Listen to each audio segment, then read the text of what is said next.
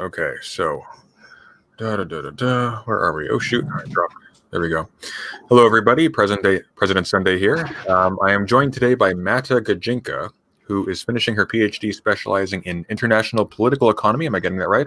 That is correct. Yeah, and I understand you have a particular interest in Japanese political thought, so that's interesting. Yeah, it's because I'm a total weeaboo. You have a particular interest in Japanese. Shoot, I did exactly what I told you not to do. Okay. This is why I didn't do it.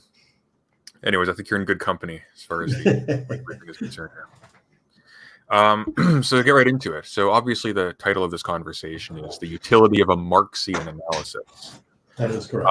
Did you maybe want to go into why we're going with Marxian rather than Marxist? Well, because the basic difference is we refer to Marxian as the method of analysis rather than Marxist, which has the connotation of like a more political connotation that is not a very good connotation. And so I make the distinction because politically speaking, I'm not a Marxist. Right. Right. So the difference would be somebody who wants to actualize sort of a Marxist program, let's say, as opposed to simply deploying his methods. Got it. Yeah, well, I mean, his methods, not really employed by him. They were employed by his followers who didn't really understand it. I mean, if you want, anyway, it's your show. Yeah, I was up all last night finishing up that last video, so it's just a little underprepared compared to the last one. You're doing fine. So you sent me a book called The Structure of World History by Kojin Karatani, who I take to be a Marxian political. Yeah, he's a sort of neo-Marxist, a philosopher type. He's kind of postmodern in a lot of ways. Okay. Not so much in this work, but in previous books that he's written. I wonder if there's a way we can put that up onto the screen, actually, just the title of that. Hang on. Kojin Karatani. Yeah, it's published from Duke University Press, and it's well spoken of.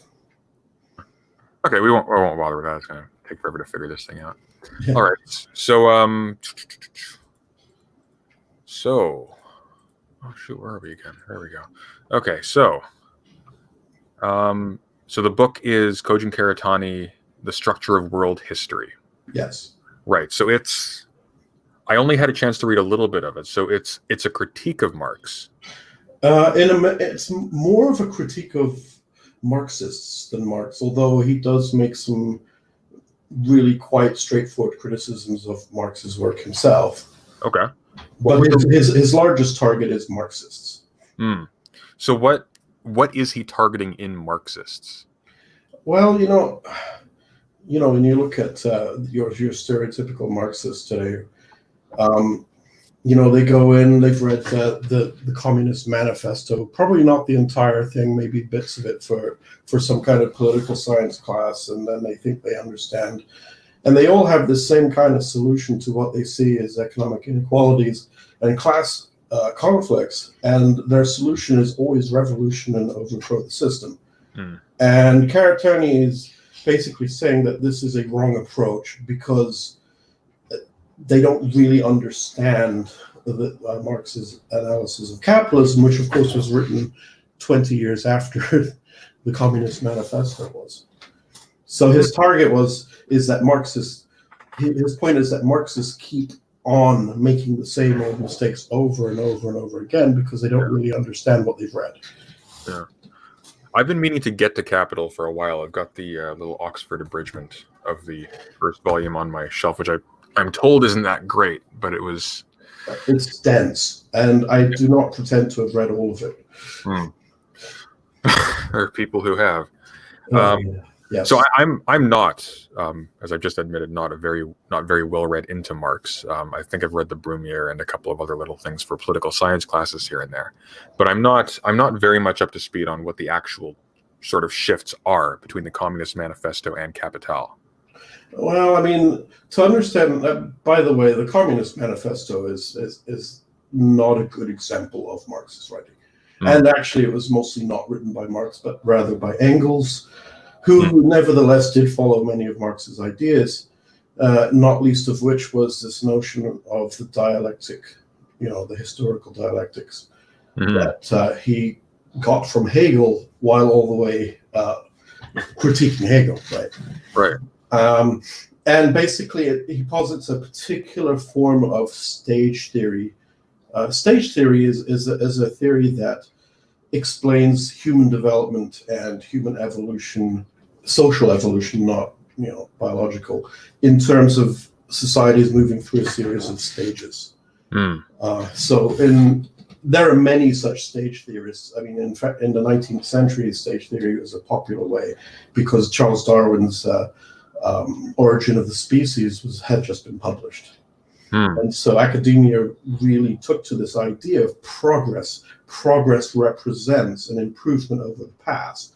This, in effect, represents an evolutionary stage. Now what Darwin introduced was, I mean, in some respects, it would seem to be the opposite of something that would conduce to sort of an understanding of progress in terms of stages, because it makes the situation of a species, let's say, sort of one of continuous change. How do you think that sort of translates into here is sort of a threshold where we have this identifiable situation? Am I making sense? Like, does that? Yeah, the thing you got to remember is, to be fair on Marx, he didn't have access to a lot of the empirical data that we have today. Yeah. And don't forget, the manifesto was written when he was very young, during a particular historical context of rebellions and revolutions that were happening in 1848. And the empirically speaking, societies, see, when you talk about evolution development of societies, it assumes that it's going from less developed to more developed. So it's a unidirectional sort of progression. But the trouble is, empirically, societies don't change in that manner. If they did, we would see primitive, more prehistoric societies, progressing in time, but we don't see that in the empirical record. So Marx was wrong, quite frankly, about the move from patrician slave to feudal lord and serf to proletariat and bourgeoisie, because societies don't evolve in that manner. Well, I'm going back to Karatani. So I did manage to read a bit of the introduction, and this part stuck out because you highlighted it, of course. So he writes, it was Hegel and his philosophy of right who first explicated capital, nation, state, so three individual words, as a triplex system, a totality in which the presence of each was a necessity. And then he writes, Marx launched his own work as a critique of Hegel's philosophy of right, but regarded the capitalist economy as constituting the base structure. What does that mean by base structure there? Marx was a historical materialist, so he believed that basically things like nation and state were basically just an ideological superstructure. This ideological superstructure is designed, according to Marxists, to uphold a capitalist system which they see as unfair and unequal. And what Karatani is saying is this is another area where Marx was wrong. And so Karatani is basically saying that to analyze a capitalist society, you have to take an approach based on modes of exchange. Now he adapts modes of production into modes of exchange. And you have to understand, he says, that in these modes of exchange, different types of economic exchange occurs. And so a capitalist society is one in which there is commodity exchange, of course, capitalism. There's tributary exchange, so you pay your taxes or you go to jail. But in return, we'll build your irrigation channels or whatever it is. And then an economics based on gift exchange, which is found in many indigenous societies around the world. And he's saying that each of this triplex, nation, state, and capitalism, are founded in their own modes of exchange. And Do you so, know you have to understand each of those modes of exchange in order to understand a capitalist society. Yeah, I'm not familiar with. I don't know how familiar you are with Hegel's philosophy of right. What capital, nation, and state as a triplex system? What is sort of the relationship there? Do you know it all, or is that? Well, I haven't read Hegel. I haven't read a lot of Hegel. I've tried. I've tried. I've tried to read Kant as well, and that's just like no way. I mean, Kant is a terrible writer, but he's easier than Hegel by orders of magnitude. Yeah, it's not fun. It's just I just saw one of the comments. Someone saying postmodern neo-Marxism. I find this funny because I watch a lot of people. I find it really hilarious because post-structuralism and postmodernism usually, I mean, there are slight differences, but they're kind of interchangeable. The problem is, when you say postmodern or post-structural neo-Marxism, it's a contradiction in terms, because Marxist analysis is a structural analysis. And in fact, many postmodernists are really dead set against Marxism.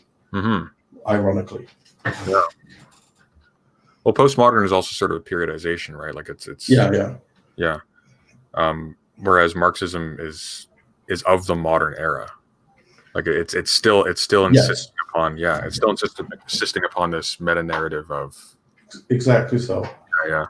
The Marxian analysis is interesting because, like any other scholar, he was wrong about many things, but he had some interesting aspects. So, I mean, modes of production. I mean, we all talk about modes of production these days, even if we're not, left wing.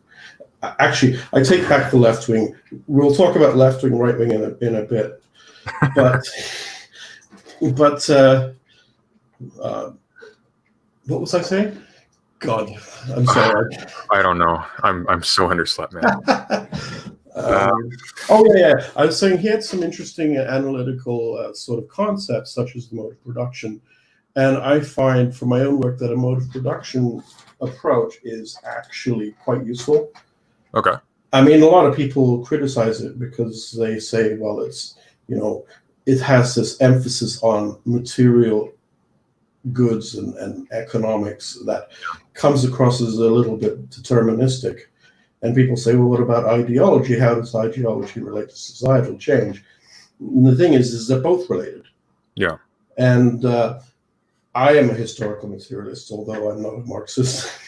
I think the material conditions throughout history are the drivers of ideological thought in many ways. I would tend to agree with that generally. I was going to say that I think a lot of people, when they hear historical materialism, they think it's sort of the be all end all of your analysis, but you're not. To say that you're a historical materialist is just to say that you are recognizing the impact of material conditions upon sort of changes throughout history. It's not saying that these are the only things that factor in. Oh, certainly not. Ideas and ideational shifts have a huge effect on decisions that political actors make. But those decisions are generally in response to some kind of material problem, material condition. So Japan, Meiji period Japan, I mean, this is a pre-Meiji Japan was not a capitalist system, although it had some of the precursors to kind of capitalist economic forms. For example, futures markets has some of the world's first futures markets, actually. Okay. And so they changed their entire society. They switched to capitalism as the dominant mode of production and exchange. And they engaged on this program of rapid industrialization. And they did so because of the material conditions that existed at the time. That is the arrival of the Americans in 1853. Correct me on this. My periodization is not good for Japan. So Meiji is immediately after the Tokugawa shogunate, right? The Tokugawa shogunate, yes, started in 1603 and ended in 1869. 1868, sorry. Right. And then with the Meiji Restoration, there was there an opening up of Japan, or did that take time? Like, was that It was I mean, eventually they opened up to Japan because they recognized the utility of adapting foreign uh, science and technology and ideas. hmm But ultimately, they realized that they really could not withstand the West if the West chose to walk in. just militarily? Yeah, I mean, during the Tokugawa period, Japanese military thought stagnated. It didn't change. Hmm. I mean, if it did change, it changed incrementally, but certainly not to the point that it was sufficient to hold off the Americans or the British or even the French. Hmm. I shouldn't say even the French, but or the French. Okay. So here's something that I've been really interested in. So when you look at contemporary Japanese political thinking today, generally, what are the major influences? Is there like a significant part of it that's sort of historically Japanese? Well, Uh, my area really isn't contemporary Japan, mm, but I would say it's very much a mixture of Western thought and Shinto and Buddhist principles, Neo-Confucian principles. And okay. it's a very Confucianist society even today. I mean, most East Asian countries are. Believe How it would, or not, even China. what would you say is how would you say that influences it? Like, what is that? Confucianism is a philosophy that aims to create an orderly society by having everyone follow the way, capital W, right? It's a very hierarchical sort of idea, and it's centered around five relationships that were actually enunciated by Mencius. And basically, these relationships are ruler, king, father, son, older brother, younger brother, husband, wife, and then friend, friend. Um, and basically, Japanese Neo-Confucianism took two of those, father, son, and king, ruler, and combined them into one during the Meiji period. The work of Aizawa Seishisai, in an interesting way, that suggested that you pay reverence to the emperor because he's your king, Hmm. but in so doing, you're also paying reverence to your ancestors who paid reverence to the emperor.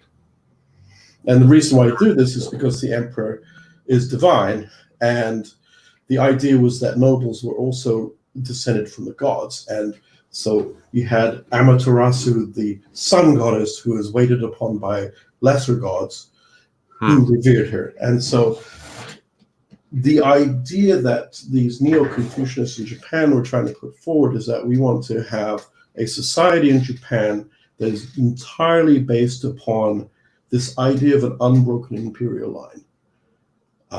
And it's an unbroken imperial line because generations of people revered the emperor. And so it kind of combined the two. Countries, and people like Yoshida Shoin was particularly talking about China. And when he says these countries that change their rulers every 5 minutes or so, they are by definition disloyal, and therefore they are by definition immoral. So morality during this period was really tied to loyalty. I mean, this is not a big surprise. This goes back centuries. Yeah, I was going to say, because that echoes a lot of I mean, that's something you read from a reactionary today very easily. But this is continuous. Now, is this that actually is interesting. So, how much would you say, like to the extent that you know, the perspective of let's say cultures or communities outside of Japan sort of informed how they saw their own institutions? Well, I mean, Like, was there, like, as far as you know, is there like I don't know, is there is there like a Japanese Herodotus or something of that sort? Is that is there any sort of presence of thinking about other societies as sort of obviously not alternatives? They thought the emperor and the nobles were divine. Not really. I mean, don't forget they were isolated for 250 years as a matter of purposeful policy. Mm-hmm.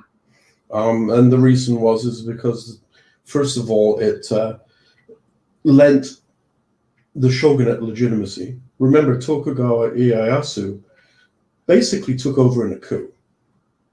And so he had to legitimize. I mean, he couldn't just go to the emperor and say, yeah, make me shogun, which the emperor did. He had to show that he could control Japanese foreign policy. He could, by controlling who could come in. And basically, they decided to eliminate Europeans, specifically Europeans who were Catholic. Why specifically Catholics? Were Catholics the only missionaries there? The Portuguese arrived in Japan in 1545, and they had a habit of bringing priests with their traders. Okay. And the Jesuits and the Franciscans would go around converting people to the Tokugawa shogunate. This was a disruptive influence. And the reason why they kept trading with the Netherlands is because the Dutch didn't bring missionaries. Was the inclusion of missionaries, was that a strategic sort of decision by the states sending trade ships, or was that just the missionaries paid their way aboard the ship for their own ends? Like was there? I think it's unclear. But certainly where Portuguese and Spanish traders went, the missionaries went. Particularly Jesuits. What was the disruptive influence of Catholicism? It took people away from the way. The way. Loyalty to the shogun, loyalty to Shinto principles, and so on.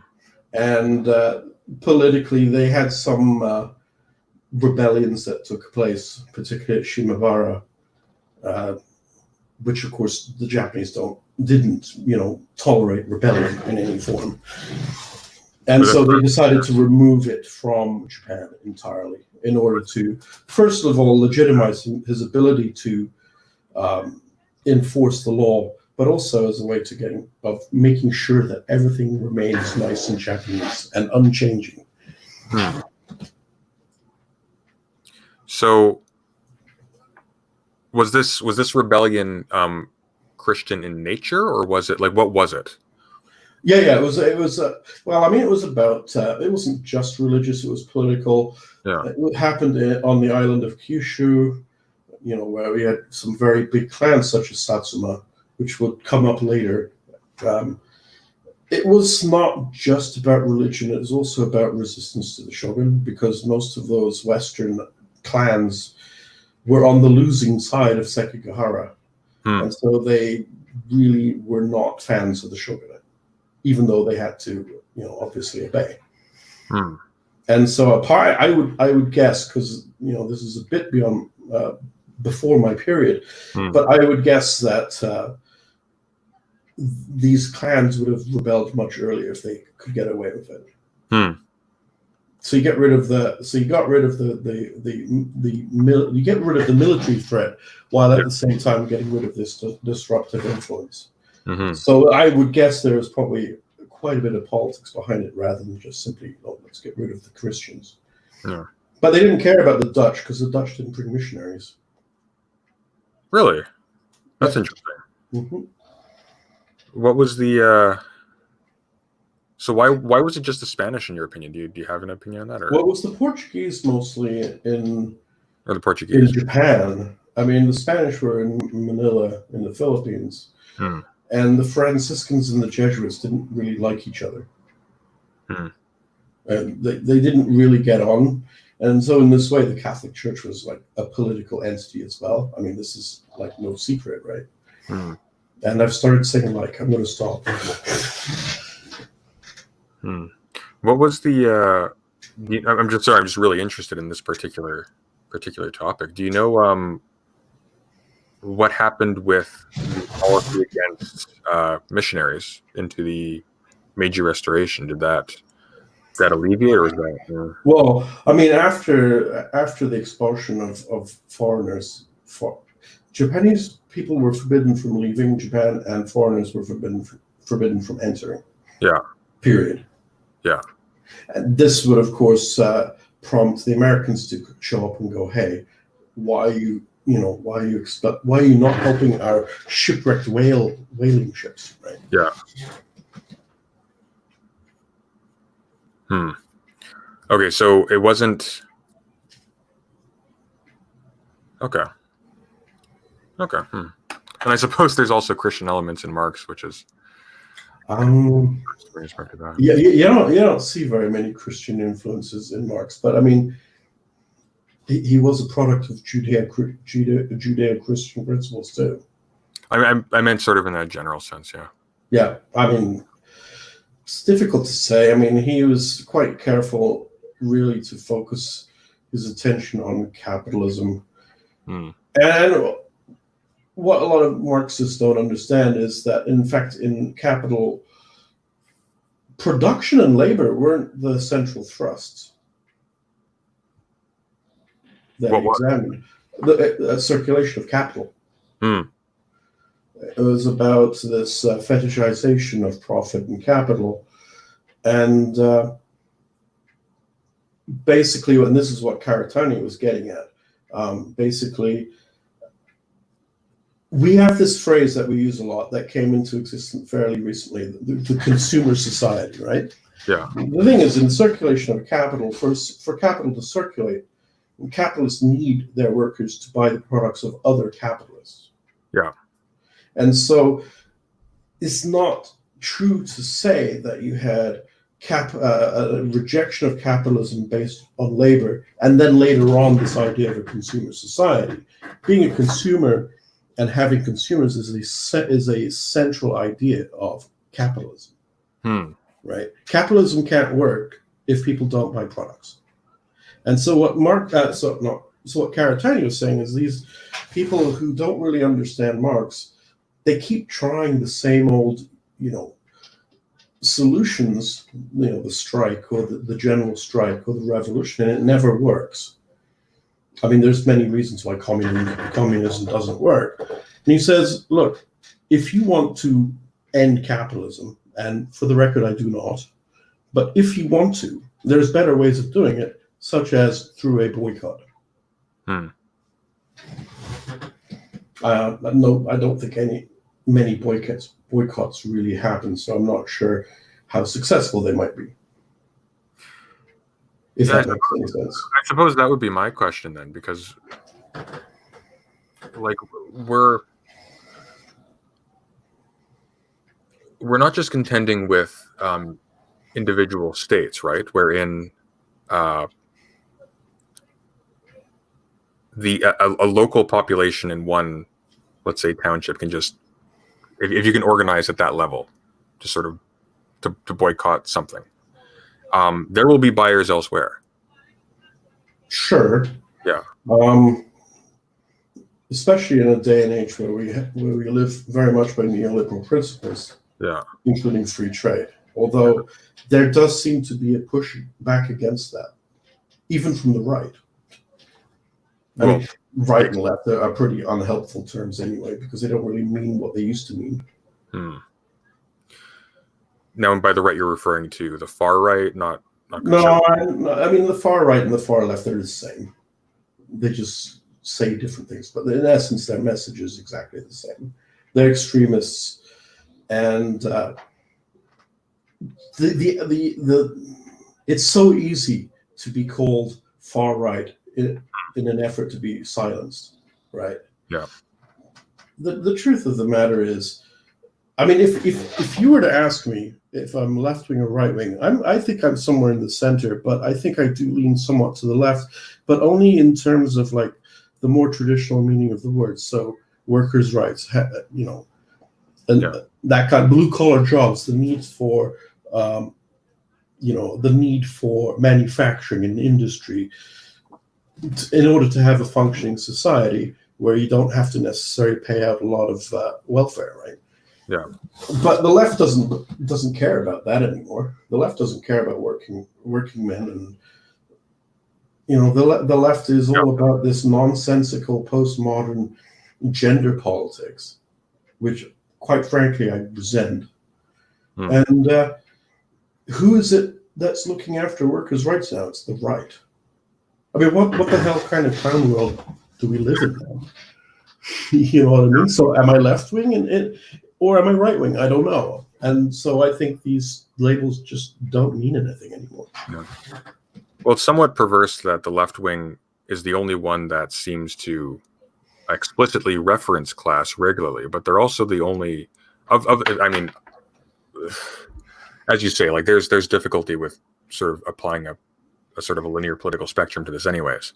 But people who generally identify as left, people who advocate for the working class, let's say, or for class generally, tend to sort of avow a left-wing status. And in principle, they tend to privilege, I mean, with some exceptions, especially recently, but they tend to privilege a specific class far more than the other side. Well, I mean, it's very easy to say you're a socialist, if you have the money to have leisure to think about these things, right? I mean, it's no.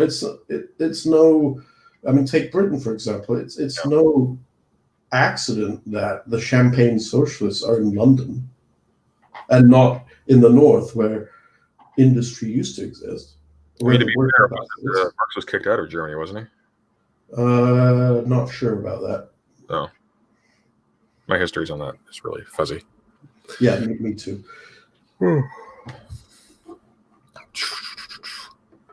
Jalma Bayern says, for Marx, religion is purely a response to the material alienation we fell into. His total eschewing of religion was in many ways a response to Hegel's doctrine of religion. I don't know what Hegel's doctrine of religion is. Do you? No.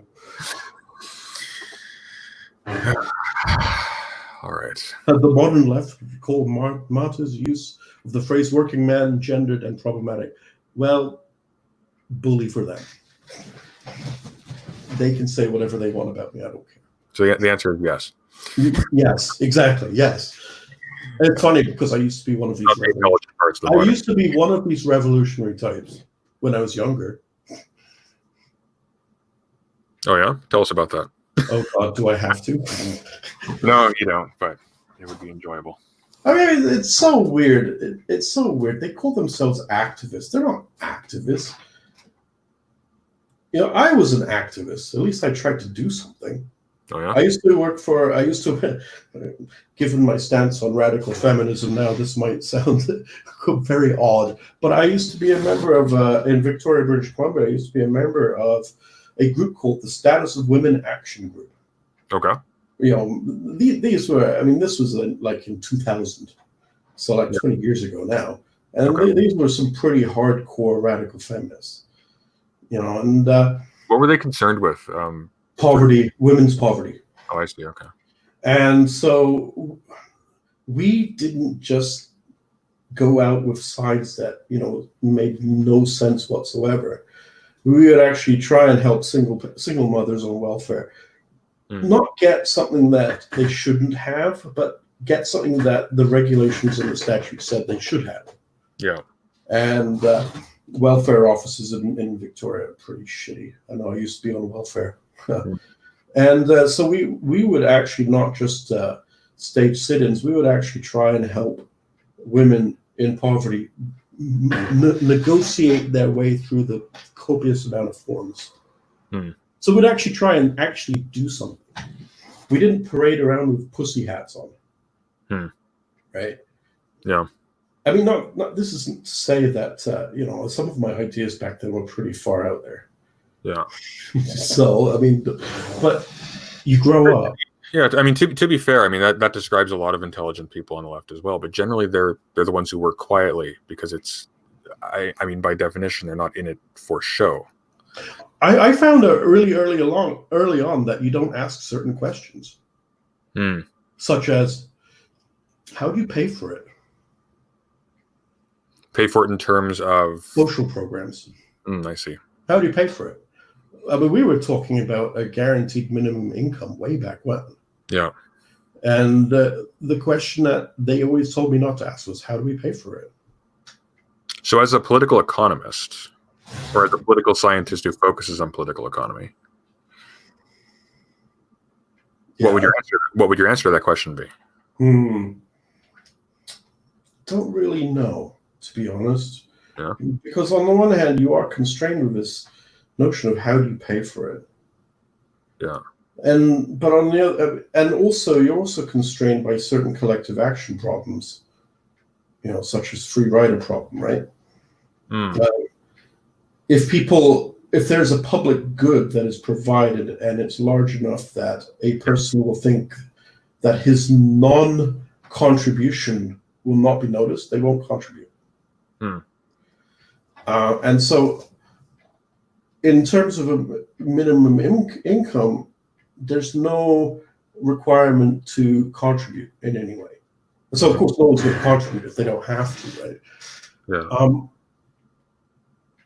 And then on top of that, if they put some kind of requirement that people contribute, right, then that means you're going to have to put in criteria and rules as to who receives it. Well, it's not a guaranteed minimum income then. Yeah. It's a welfare system. Exactly, yeah. And so that's the problem of it. But on the other hand, and I thought Andrew Yang was interesting before he went insane, but he actually made a very valid point, and that is this business of automation. What do you do in a society when all the jobs that you're telling people to go and get don't exist because of automation? And this isn't necessary to say that automation is bad and we should get rid of it. But it does require a new way of thinking about political economy. Right? Yeah. And a lot of people on either side of the debate simply don't want to have that debate. And then Andrew Yang went crazy. But he did make that a quite valid point, in my opinion. Yeah. Well, I mean, automation should yield a order of magnitude increase of production. So, I mean, the child in me wants to go, well, I mean, we've got all these machines making things. This is so much more efficient. We should have so much more extra cash that we should be able to increasingly be able to carry the weight. But where do people get the cash? But where do people get the cash from? Well, presumably from the sale of produced items, right? But See, you can't. I don't think it's sustainable to run a national economy simply based upon service industry. It's shit paid. Oh, no. Yeah. There's no incentive in it, and personally, I don't think you can run a society this way. Yeah. I'm not against capitalism. I like markets, right?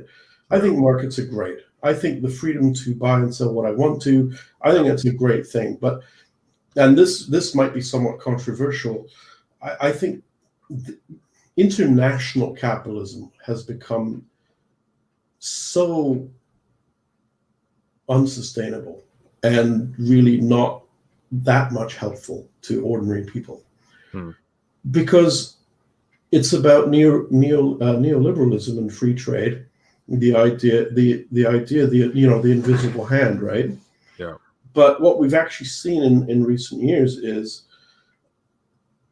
a widening of the wealth gap, right? Yeah.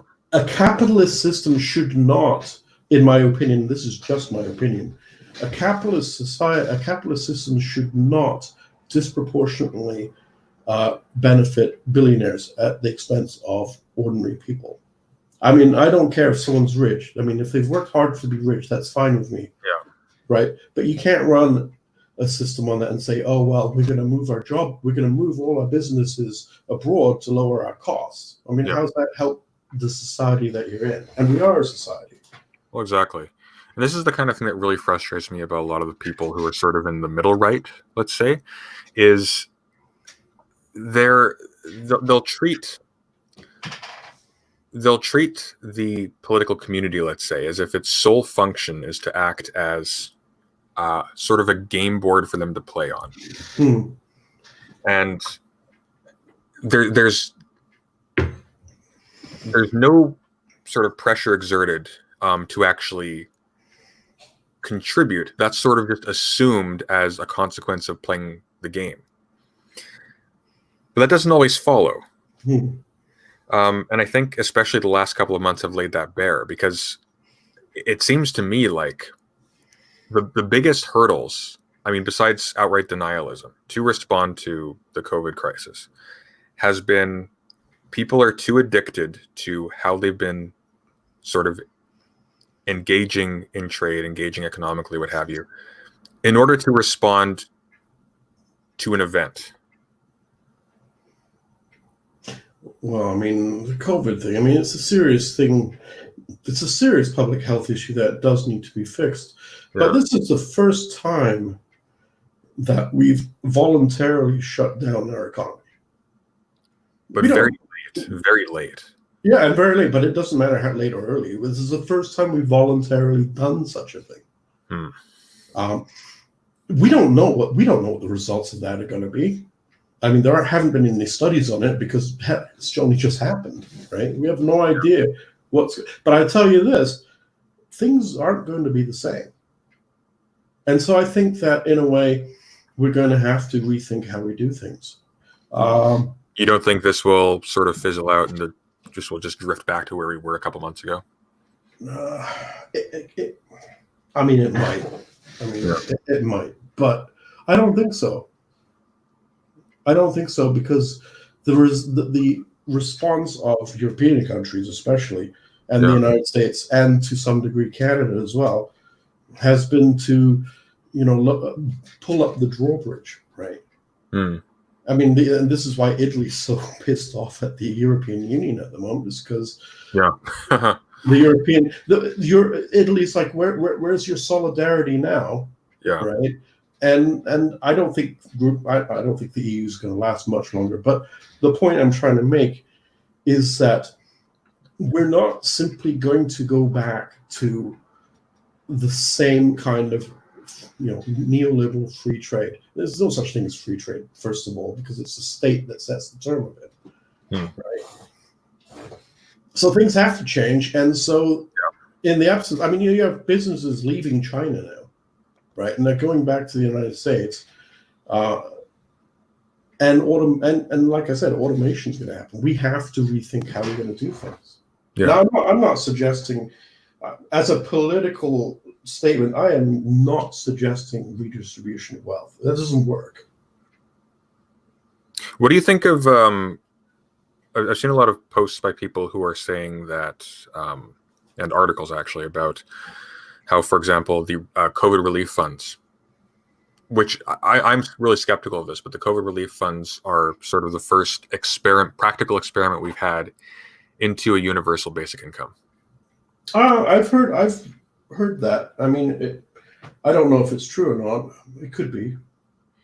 I mean, where I would question that is that the whole idea behind a universal basic income is that it's sort of a safety net that's always there. These are all things on a time limit. Right. Yeah, I mean, I don't know. The thing is, the idea, I mean, what I used to espouse 20 years ago, it's like, we have a guaranteed minimum income. People are free to do whatever they want. Yeah. And I was in that whole hog, right? But it's like, no, it's not sustainable. Yeah. Because people won't contribute. Well, I mean, I was quote unquote lucky enough to be working when this all went down. I hear horror stories about people in grad programs, for example, and how they're going to manage. But most of them shouldn't be in a grad program, in my opinion. I don't disagree. We can get into that, but I mean, I've been on because I've been stuck at home for most of the last couple of months.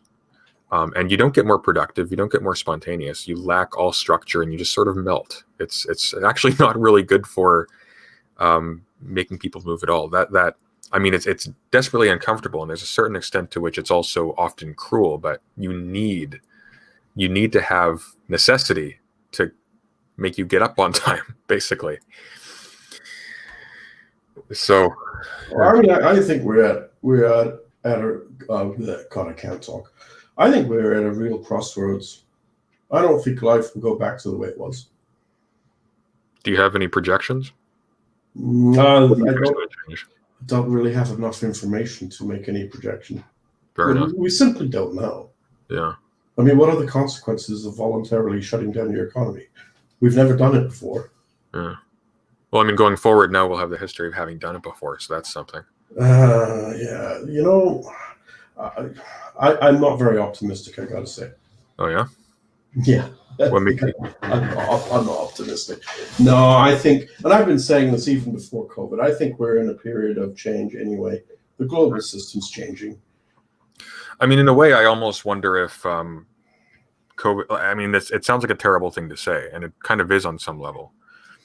But they're coming out with all of these, and I don't know how seriously to take them, but there's so many articles on all of the horrible things that COVID does beyond just being a really bad case of pneumonia. Meanwhile, I'm no medical expert. So no, of course not. But I mean, like, we figured out more or less, and there are problems still, but we figured out more or less late how to respond to a global pandemic of that sort, because we've never had anything of the kind before. This could have easily been something way worse. No, that's not true. We've had global pandemics. We've had global pandemics, but not of the sort where we have updates coming in from everywhere, where we have a sense of this invasive force that has penetrated every single country on the globe all at once. Well, I mean, you know, this might be unpopular with some people, but this is the first one where the country where it started put a lid on it.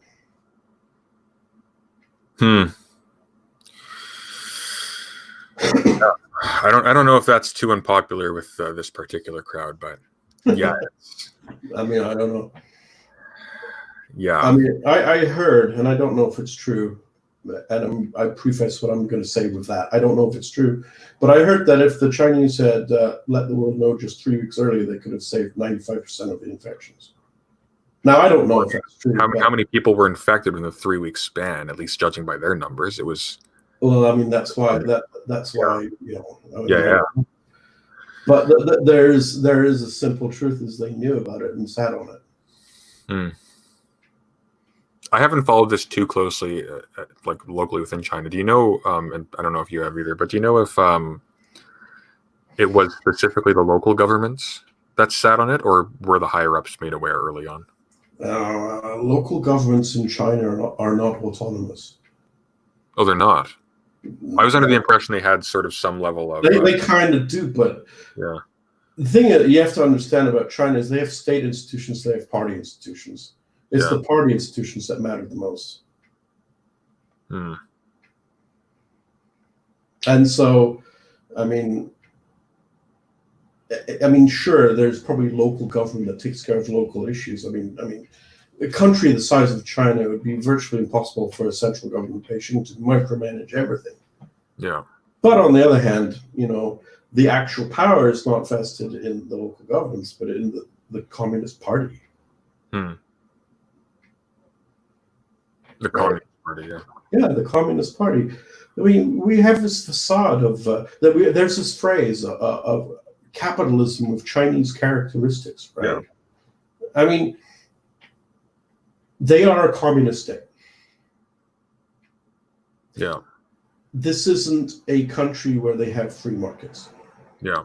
For all the facade of free markets that they have. Well, I mean, specifically, they're socialist. A communistic would be. I mean, you wouldn't have states in a communist situation, would you? Well, I mean, that's what Marx predicted would happen, and it didn't happen that way. But don't forget, in Marxian theory, socialism is an intermediary step to communism. Before we go back to something a little less dark, I like dark. I like dark too. I like a different flavor of dark. Kim Jong-un. Is he dead? I've been seeing so many things that say he's dead, or we just don't know. I do not know. No idea. Nobody knows. Well, hate to be his doctor. I'd hate to be anyone in North Korea. I mean, fair enough, but I mean, can you imagine being the surgeon prevailing over that? Like, what do?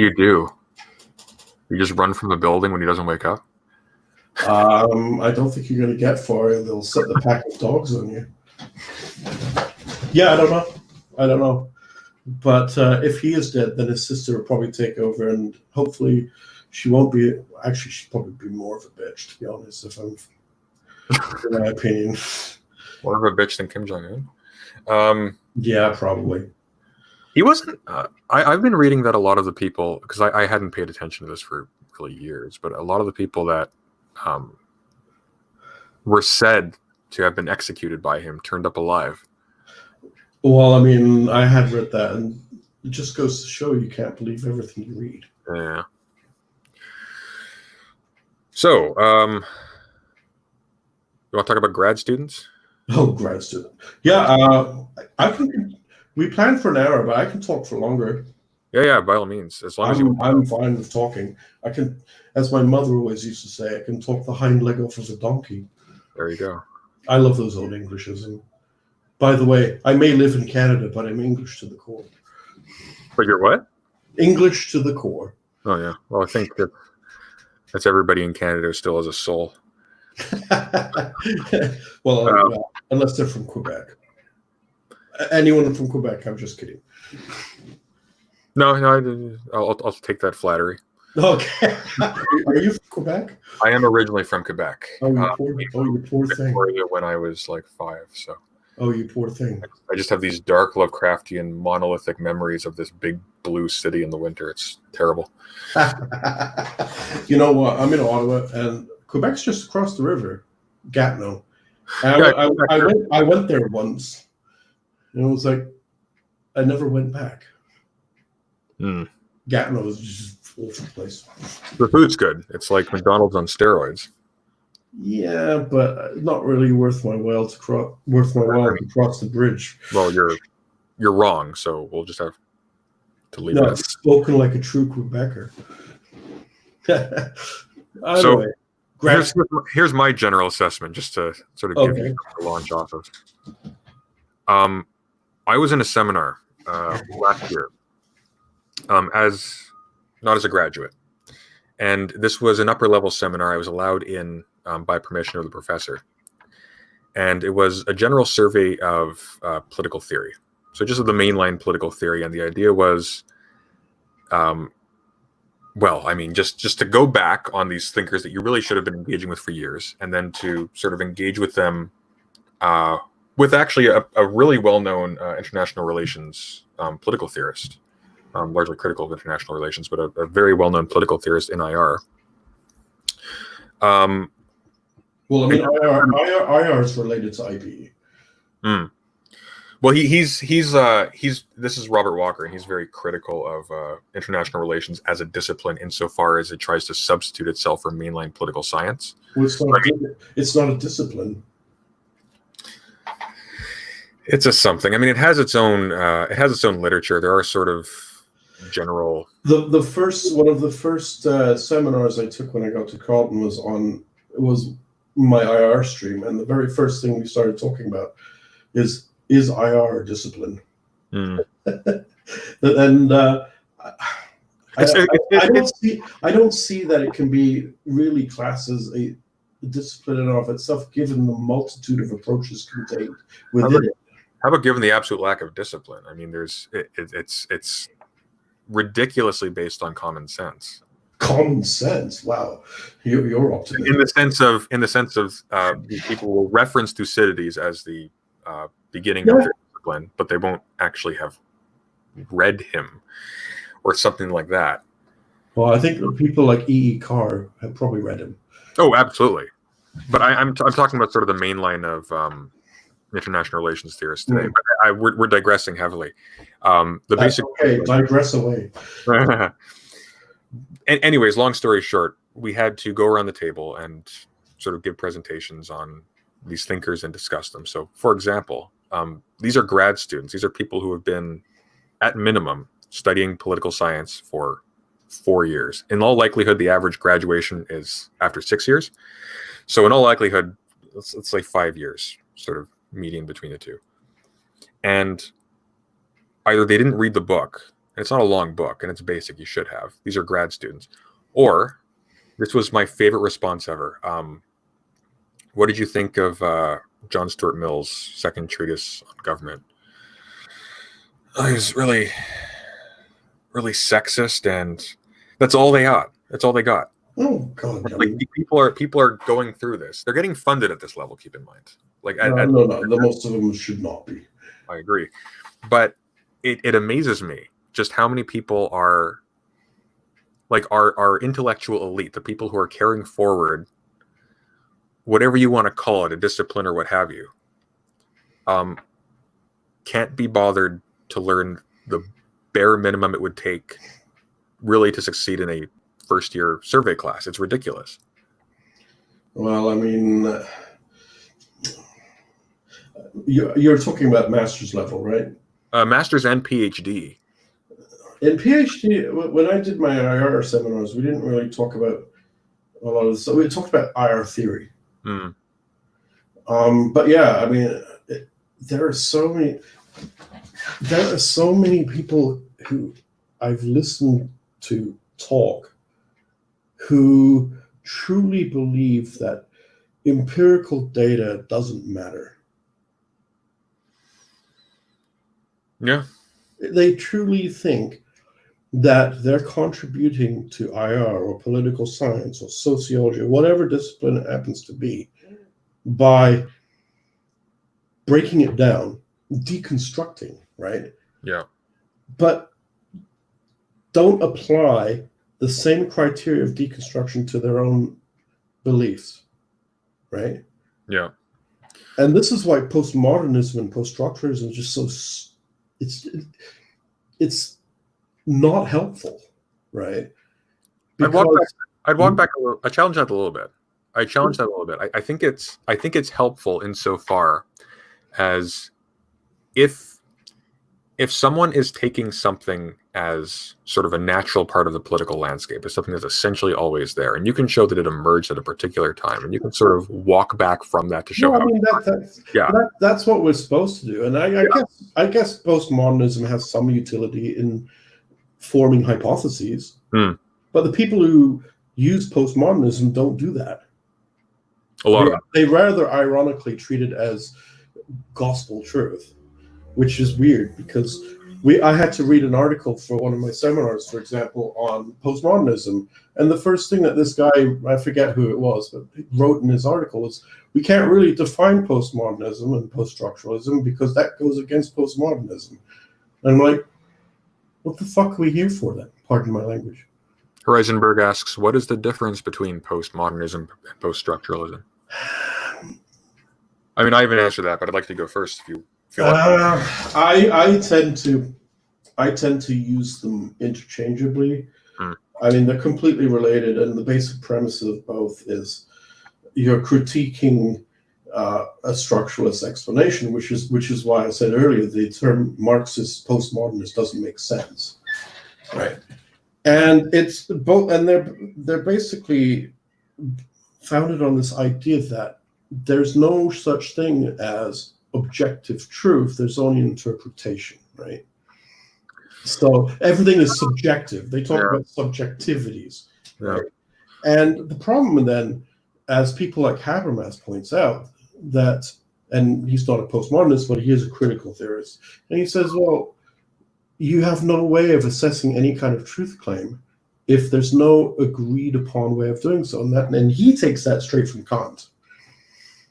And so if everything's subjective and it's an interpretation, then nothing I say matters and nothing you says matters, because how do we assess what either of us is saying? We can't. Yeah. And so how do we make an argument? We make a point and we back it up with evidence, right? Yeah. But I mean, if your evidence is being deconstructed, it doesn't. You can't have any way of saying what is true and what is not true. Yeah. I mean, to an extent, like I would challenge sort of the interchangeability of postmodernism and post-structuralism in this particular way. I think the post-structuralism is definitely categorizable as something that is sort of the postmodern, let's say. But I always take postmodern to be sort of a periodization. So this is generally work in all sorts of different areas, as diverse as political theory and architecture. Yeah. That is sort of after this breakdown of, let's say, modern, bad word, but it's sort of imperial confidence, something of that sort, where you have this ambient sense that there's a civilization that you are contributing to, and there is a sort of unilateral directionality to history. Post-structuralism, generally, and I could be wrong about this, but my understanding of post-structuralism as sort of a genre is that it's really just structuralism. It's saying, look, there's all of these things that we've taken for granted as sort of necessary products of history. These things are built on contingencies, and often these contingencies aren't even necessarily a synthesis of reason and contingency. It's pure contingency. Yeah. So yeah. So you're absolutely correct. Yeah. And actually, Jalma Bjorn, I'm sorry, I hope I'm pronouncing that correctly, is also correct. I mean, for all practical purpose, getting back to grad students, I use them interchangeably because they use it interchangeably. Yeah. I mean, that's the problem here. Like, she also asked, I think it's a he actually, he also asked earlier, asked about being an abolitionist. Would I say I'm an abolitionist when it comes to higher education? Then I don't think I would at all. I think the problem is that the sort of the build up to grad studies is about 50% remedial high school, because the public education system just does not equip students to think. Yeah. That's because things like universities have become businesses. Yeah, but then secondly, like there's, even if it was just a business, right? I mean, political theory doesn't exactly lead into it. It's not a job you get if you want to go into business. No, not at all. No. But I mean, there's no reason why there shouldn't be sort of a rigid hierarchy of, or sort of just rigid learning standards. Philosophy has those, for God's sake. There should be rigor. I mean, yeah. This is what I'm saying. When you listen to and I've listened to these people in my grad seminars, they don't accept empiricism as the way forward. I mean, they have some valid points, like, well, you're reading from history. Well, whose history? Well, I mean, that's a valid point, right?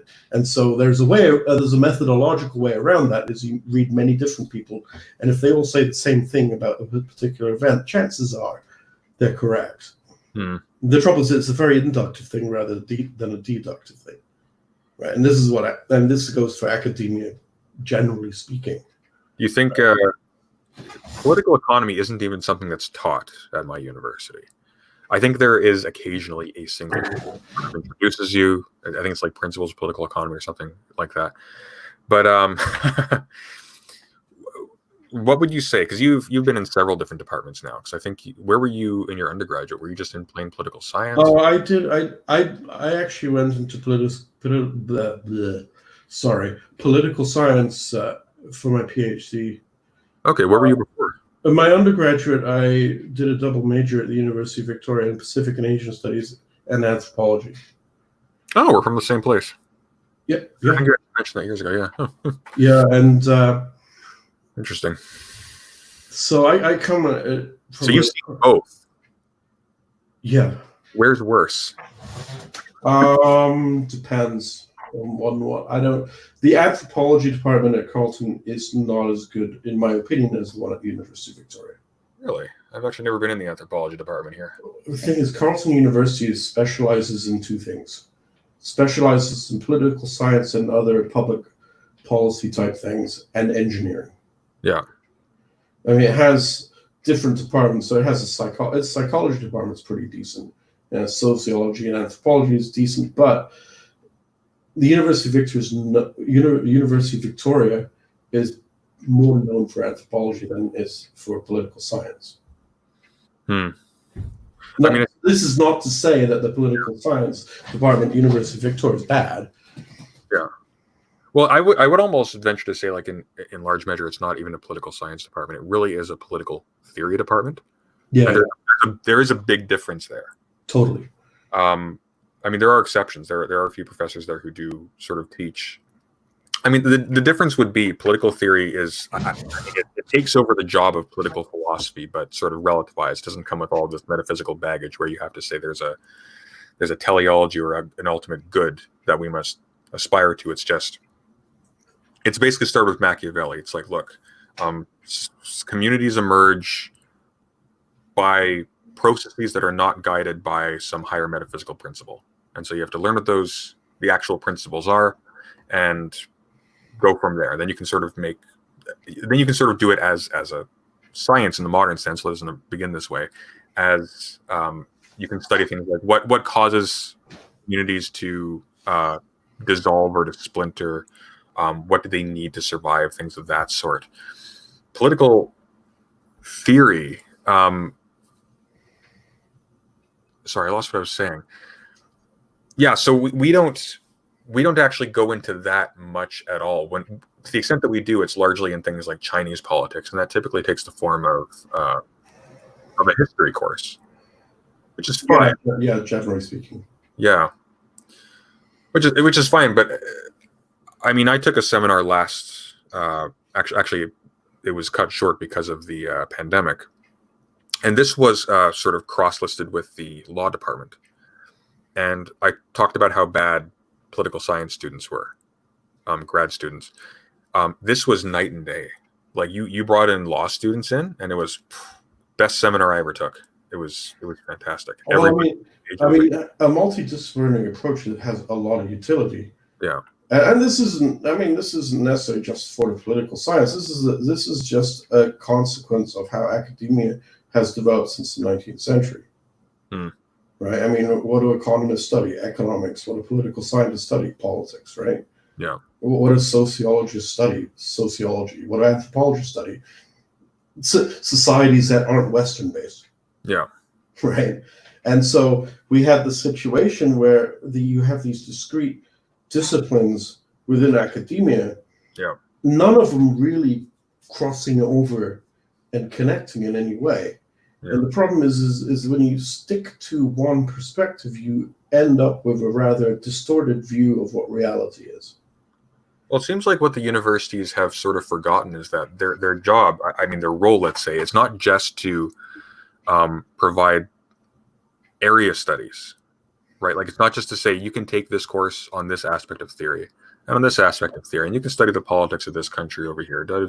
So you end up with a bunch of people coming in who may have taken a huge sort of smorgasbord of different courses and may know a lot, but at no point were they actually constrained to learn about something particular so that they became thinkers. Yeah, but you have to understand where area studies came from and what context they came from. I'm saying that very generally, not specific. Yeah. I mean, area studies came out during the Cold War.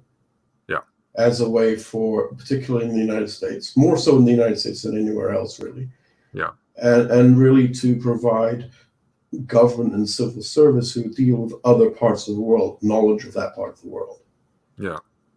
And so they have to know, and they have to learn a smattering of economics, a smattering of sociology, a smattering of, you name it. But these aren't a true multidisciplinary approach.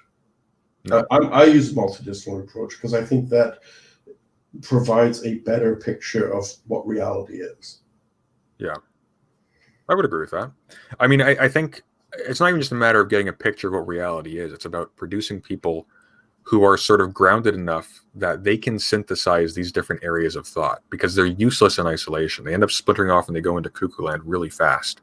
Well, I mean, we have to know what reality is. So how can we change societies in a beneficial way if we don't? And the thing is, people assume that a lot of academic theory, a lot of IPE theory and IR theory assumes a static global system. Yeah. right? And Yeah. this is when you assume a static global system, your approach, by definition, is ahistorical. And the basic assumption is that the makeup of the global system is the way it is and the way it's always been, but that's not true. No. And actually, we were talking about this with Clifford Bates. That was last week. Wow, last week. And he contests, for example, the use of the word city-state when translating the sort of ancient words for different kinds of political communities, because it's assuming sort of it's assuming some sort of essential continuity between the state today and these radically different organizational forms. But even the state today, like people talk about the modern state, well, that's really different depending on, really it can be different within the span of 100 years, radically in how it's organized. Well, I mean, we need to have a universal definition of what a state is, right? So to talk about state, yeah. I mean, a state is a political entity that's bounded, and according to Weber, includes a monopoly on the use of violence. I mean, that in and of itself is not a very satisfactory definition, right? And so Karatani talks about state formation. Yeah. It's not a state is. So, for example, let's step back from the state for a second. Sure. So, have you read The Tragedy of the Commons? I have not. You know what it's about, though. Roughly, yeah. Yeah, it's about a common area of land and that people are allowed to graze their cattle on, right? And it describes a situation where everyone's acting rationally. Rationally in this context means self-utilizing behavior. Yeah. So people will do what's best for themselves. Yeah. And what the point of the Tragedy of Commons is these rational decisions and result in irrational outcomes. So in the Tragedy of Commons, you have a description of where everyone starts grazing the cattle because they're allowed to, and it benefits themselves to graze their cattle. But it gets to a point where, because everyone's grazing their cattle on the same piece of land, the land dies. Yeah. And they can't graze the cattle anymore. This is an irrational outcome in that it's not self-utilizing.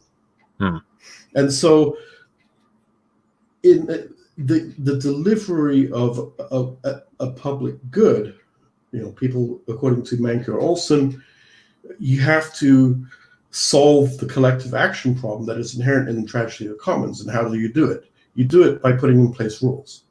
Yeah. What is the rules that we have to all agree with? What happens when you put in place rules? You have a state. Is that necessarily the definition of a state? It's a good working definition. I mean, ask another academic, you'll get another definition. Right. I suppose. Yeah. But the moment you have a set of rules governing how people behave, you have the state. It may not be like a formal state in the way we understand this nation state today. Yeah. And so, for example, you have tribal societies. Yeah. We'd like to call them pre-state, entities, but they have rules of governance. To my mind, that makes them a state of a sort. Here's where I would probably want to particularize that a little bit more. I would say they have the beginnings of a political community in that they have, by having these rules, there's sort of the community as such is sort of taking shape as sort of this discrete thing. So there's a barrier between it and outside, and now you can talk about its relationships with other things whose interests are at odds with it. And I think that would be a situation in which you have sort of the rudiment of a political community, where I would want to sort of challenge the idea that the state is, because it seems to me that one of the ways in which the state really is differentiated from earlier forms is that the state seems to rely upon it seems to rely upon will to some extent. Like it's constituted of the willingness of its different members. So it's inherently a mass thing, whereas sort of a tribe with rules, you can just think of that as something like a family almost. Well, I mean, it becomes a state when those rules are actually instituted. I mean, a lot of tribal societies I wouldn't even describe as a state because they're not run on the basis of these kind of rules, but rather simply on social norms. So are you thinking of rules in terms of like formalized, rigid? Yeah, and these rules can be formalized in many different ways. They can be formalized in a statute book or constitution, but they can also be formalized in oral history. Some tribal chieftain makes a law for the area, and it just stays in force. Over time, it kind of becomes a social norm, but even social norms are enforced. The point about being a state is the rules are enforced. So you have a formal set of rules, and these rules can be verbally given by a tribal chief, but they're still as formal as any constitution. Whereas when you have most hunter-gatherer groups, classed as a state because they don't have a formalized set of rules. What they have is governance according to social custom. And that social custom, by the way, is enforced differently, but it's enforced in forms like shunning. Yeah. And to human beings, that's important because being shunned in our early evolution meant not surviving. So that's interesting. So, like in political theory, and I know you also study political theory a little bit, but in political theory, there's a much greater emphasis on sort of let's say regime types. So you would make really sharp distinctions between the kind of community that obtains in, say, like a pre-state or a pre-polis, let's say, tribal situation, and the kind that obtains after that, and the kind that obtains in the modern world today. As political economy seems to treat it, it seems to be like the stress is not so much on the community form itself, but on the way in which human beings sort of in concert with each other sort of metabolize the environment, and that allows you to sort of draw general rules across time. Is that accurate, or am I? Bearing in mind that human beings have different types of economic systems, it is true to say that an economic system based on commodity exchange will fetishize the object being exchanged. Yeah. Right. And this goes for money as well. Yeah. Right. But when you have a society that's not based upon a capitalistic sort of economic system, but rather one based upon gift exchange, the emphasis is not on the item being exchanged. The emphasis is on the social relations that gift implies and creates. So, and if you want further reading on it, Marcel Mauss wrote a book called The Gift, where he analyzes gift exchange, and he makes the point that when I give you a gift, what I'm actually doing is giving you a piece of myself. And because of that, that places some obligations on you, right? You have the obligation to accept the gift. Yeah. Because if you don't accept the gift, what you're basically saying is, I don't accept you. Fuck off. And if you're in a situation where two tribes can go to war, that's not a good situation to be in. Yeah. The second obligation of gift exchange is reciprocity. So if I give you a gift, you have to give me one in return of equal or greater value. And if you fail to do so, then you place yourself in a subordinate position to me. So I mean, it can be an overt political act as well, and an expression of power. Yeah. So sort of on that note, so I've generously invited you onto this stream. So when can I expect my check? Your check? I'm on your stream. You should be sending me a check. No. You have been granted the privilege of being the second guest on a President Sunday stream. You should be honored. Yeah. I mean, yes. What else do you want to talk about? Yeah, but I mean, continuing this gift exchange. Oh, yeah. I mean, gift exchange still exists in a capitalist society, right? Yeah. You know, when you go to someone's house for dinner, they invite you to dinner. What do? Do you bring something? Most people do.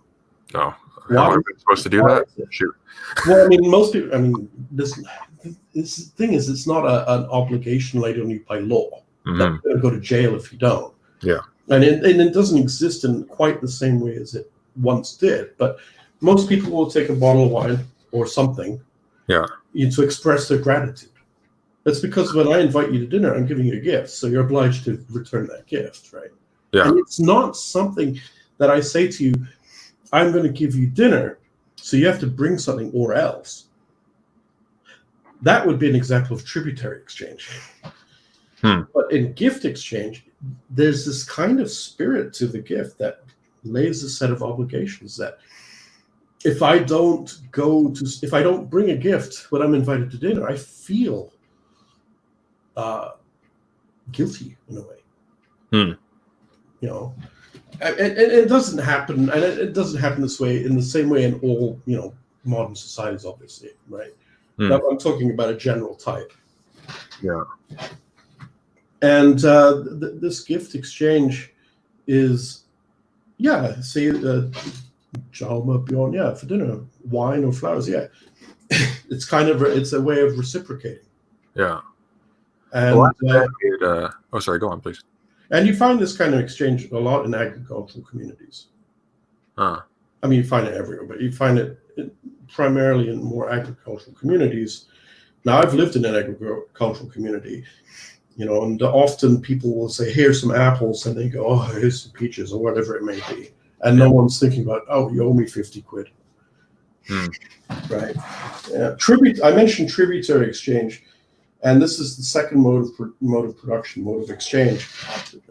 Tributary exchange, and it is an exchange. This is the one that says, we're the government, I'm the king, right? You will swear allegiance to me or I'll kill you. But in return, I will dig your irrigation channels. Because it is an exchange. Yeah. Because even in an autocratic system, there is a social contract. Right? And if a leader doesn't give something in return, it doesn't stay a leader for very much longer. Yeah. And so you find it in modern capitalist societies in the form of taxation. Yeah. In the form of compulsory military service, not like a professional army, but like conscription. Right? Yeah. And in some societies as corvée labor. You have to do this, you have some obligations, but in return we'll police your streets, we'll protect you, we'll, if we've got the money, maybe have a healthcare system. Right. And so and we're back to Karatani, right? And he's saying that a capitalist society is made up of all three of those modes of production. You were saying something earlier about his theory of state formation. Yeah, he basically makes the point where, okay, so when you get to, and he's talking about history, prehistory, right? When you have two groups in the same area competing for the same set of resources, often the result was warfare, right? Yeah. And one of the ways that they got rid of, not always successfully, but tried to get rid of warfare was through this idea of gift exchange. So marriage was used as a form of gift exchange. Because with the marriage came various rights to various resources. Yeah. And so gift exchange served as a way to lessen the chance of warfare. And also had a result of forming larger polities, larger political groups, right? Yeah. So as opposed to the state, what happens, according to Karatani, is you have two such groups, one conquers the other. Yeah. Because they have different sets of social norms, they can't, all follow the same social norms, so there is a need for a specific set of rules and statutes. And Karatani identifies historically that's the point in which a state forms. And he makes the point that if they want to continue being in charge, then they have to reciprocate. And that's when you get, ancient China, for example, digging irrigation channels and such. Yeah. And so that is the point at which Karatani identifies the formation of the state. And it also, in many ways, is consistent with Banker Olson's, right? When you have a collective action problem that requires a set of specific statutory rules, there's the state. So under this, okay, I see. So state in this sense really is. Yeah, it's Weber's. It means politics, essentially. Yeah. It's Weber's conceptualization of the state based upon the monopoly of violence. Yeah. Yeah, that's exactly what it is. Yeah. And that's the difference between a state and a society that may be a hunter-gatherer. Yeah. And it's so, it's the legality. Okay. It's a technicality. There's a lot to quibble with, I'm sure. And that's the one thing about academia is that nobody ever agrees with everyone. Yeah, but listen, the important thing, though, is that I'm right. Sure, okay. You can be right if you want. I'll let you be right. So we've been going for about an hour and a half. I have to tell you, I'm exhausted. You're exhausted? I'm exhausted. Well, I'm just getting started. I'll have to have you back. But I think I was up for like 16 hours just consecutively working on the last video, which is pathetic because the production values do not merit 16 hours of work. Yeah, you're a young fellow. You can do it. Yeah, for now. I'm going to be aging rapidly at this rate. But I suppose as a send-off, 2 questions for you. Okay. Recommend us some books. Pardon me? Recommend us some books, some reading. I don't know. What kind of books? On what kind of subject? Important ones. If you had to convey something important, don't say the Bible, please. But so Karatani would be one. Damn, you beat me to it. I don't know. It depends on what you're interested in reading, I suppose, and what kind of perspective. I would also recommend Fernand Braudel's Civilization and Capitalism. He takes a very different perspective on capitalism to Marx. Okay. To him, it's not so much based on production, but rather on the transition away from production to financial capitalism. Okay. He was a French historian of the NL school, and his first work was actually called The Mediterranean, and it's a 3-volume work. I don't think anyone's read all of it because it's like thousands of pages. What do you think? He basically did extensive archival research into everything from laws being made to the price of corn at any given year, and then he put it together in this juggernaut of book. And the perspective of and Civilization and Capitalism is no less a juggernaut. It's 1,500 pages. What do you think motivates people to make these gigantic bricks? Because look, like these people go through the ringer themselves. They have to do research.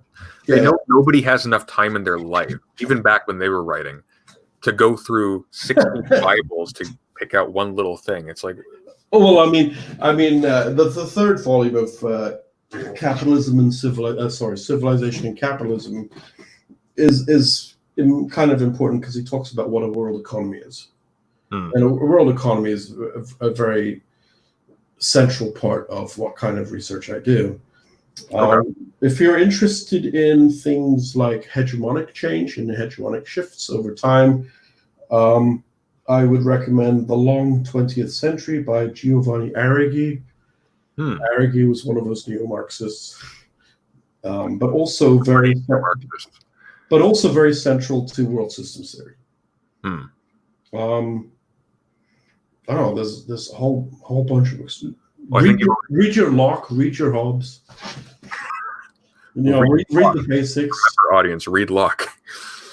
Yeah, I mean, there's so much. I mean, I don't think I could give you in a few moments of a question to give you a list to read. But Fernand Braudel, I would read The Modern World System. You could read the introduction to it by Wallerstein, Arrighi, and a bunch of others. So Wallerstein, Arrighi, and Karatani, and Chase. Oh yes, Karatani. Braudel. Yeah, Braudel, Chase Dunn. Oh, there's a whole pile. Yeah. And final question for you: Go. Did Epstein kill himself or not? Trying to put me on the spot. Yeah, hard questions. I would say it was an iffy situation. That's slippery. Yeah, I mean, yeah, the circumstances kind of like imply that probably he didn't. But how would we know? Yeah, I have no idea if he killed himself or not. Yeah, I think it's the circumstances that he could have, which is why it's weird. It's like, yeah, I mean, this wouldn't be the first time someone in that situation was taken out. Yeah, I mean, and Marc Dutroux in Belgium was taken out the same way. Yeah, for the same thing, and he had names of powerful people. Yeah, there was that innocent gorilla leading up to the election. I mean, I don't know. I'm not one for conspiracy theories. No, me neither. I like that one in particular. Except for one. Lee Harvey Oswald didn't do it. He's innocent. Oh, so who did it? Don't know. Don't know? I don't know. Okay. What's Dono's first name? Mr. All right. Well, thank you very much, Mata Gajinka. You should have me on again. I definitely should. Absolutely. Maybe we'll actually plan this next one. Oh my God, yeah. Planning? Why? It worked out perfectly. I like organic conversations. I think it went all right. Yeah. I mean, you think it's organic. I'm just a chat bot. That's why I dare not show my face. Well, yeah. I've been meaning to talk to you about that. No, I'm kidding. Apparently you're pathologically credulous, though. Apparently. I mean, he must be right. So undoubtedly. But yeah, so it was good. It was good. I can continue talking. As I said, I can't. The biggest problem you have with me is not getting me to talk, but getting me to not talk. Okay, well, this will be good practice then. But yeah, let's do this again soon. Absolutely, yeah. Invite me onto your channel. My channel. You got way more stuff than I do. It's all like 3 years old. I haven't made a video in like 3 years. Oh, but there's good. Okay. All right. Well, okay. Have a good day, and thank you for listening, people. Take care. Thank you for listening to me pontificate. And have a good night. Don't die. Ciao. Don't die.